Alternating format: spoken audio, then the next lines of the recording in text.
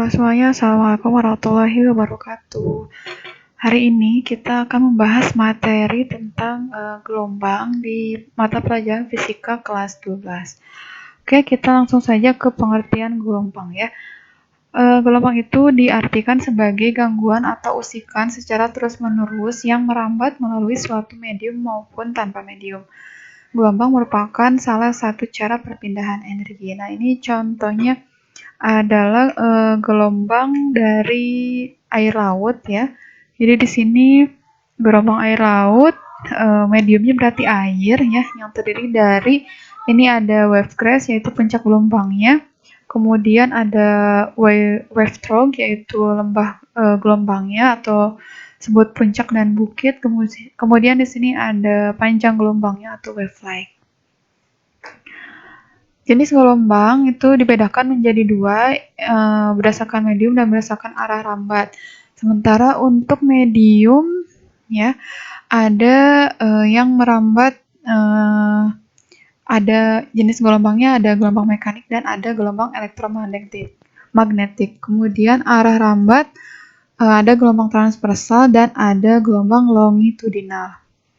Untuk gelombang mekanik, ya.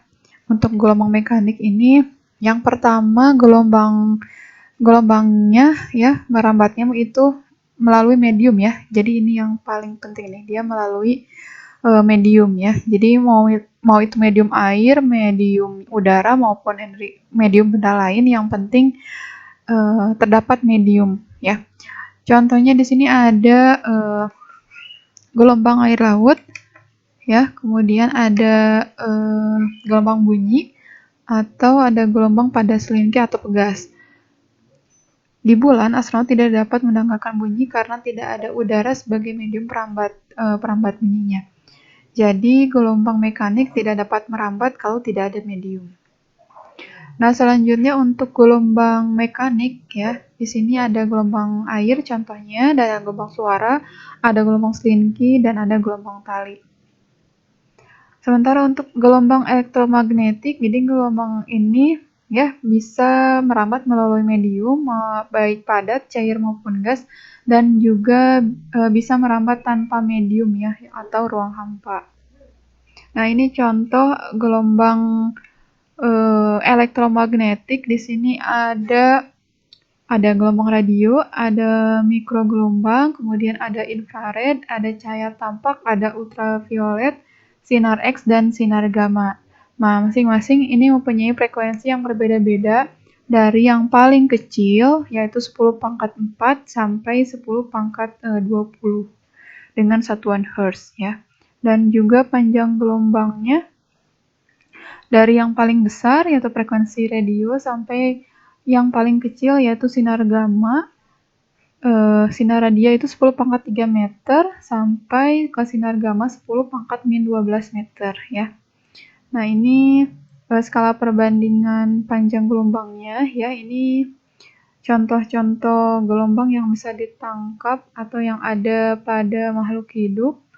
Ya, ini contohnya gambarnya sudah ada, dan juga ini suhunya ya. Suhunya dari mulai 1 Kelvin sampai dengan 10.000 Kelvin.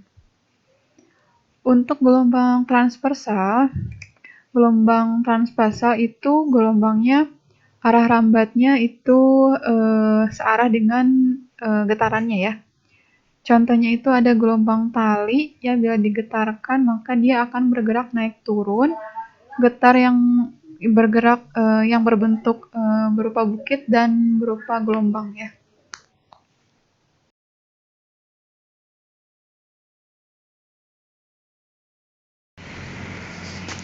Contoh-contoh gelombang transversal, di sini ada gelombang air, gelombang suara, dan gelombang tali. Gelombang longitudinal, gelombang yang arah rambat dan arah getarannya itu sejajar atau berhimpit ya. Nah, ini contohnya ada gelombang pada selingkih atau pegas. Di sini ada bagian compressed region, yaitu bagian dari rapatan, dan ada stretched region, yaitu bagian dari regangan. Jadi satu gelombang pada longitudinal adalah satu rapatan dan satu regangan. Ya.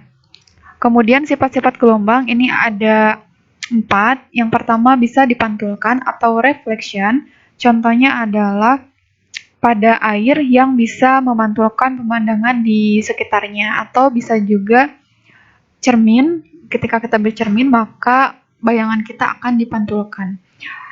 Yang kedua, sifatnya adalah dibiaskan atau reflection. Contohnya itu ada ketika kita masukkan sedotan ke dalam air minum, ya, berupa air yang bening.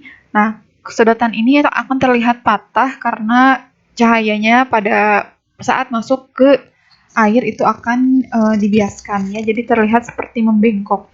Nah, di sini kecepatan cahaya di udara dan kecepatan cahaya di air akan berubah. Jadi cahaya pada udara itu akan melambat ketika masuk ke dalam air, ya.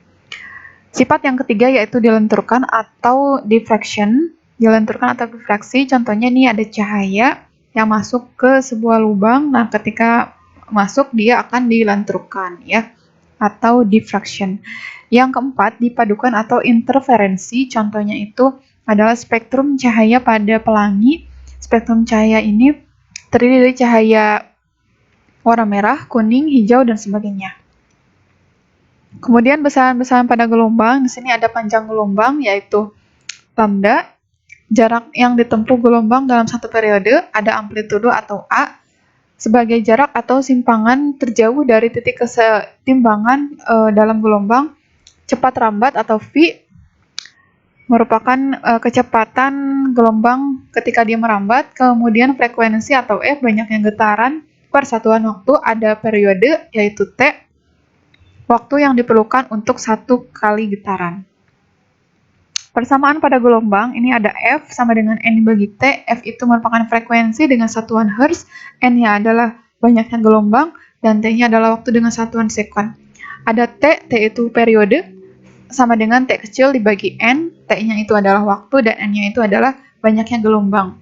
Kemudian ada V, V sama dengan Rho dikali F, V-nya itu adalah cepat lambat gelombang dengan satuan meter per sekuan, Rho-nya itu adalah panjang gelombang dengan satuan meter, dan F-nya adalah frekuensi dengan satuan Hertz. Bisa juga persamaan ini jadi V sama dengan Rho dibagi T. Oke, selanjutnya kita akan membahas pembahasan soal tentang gelombang di video selanjutnya. Terima kasih. Wassalamualaikum warahmatullahi wabarakatuh.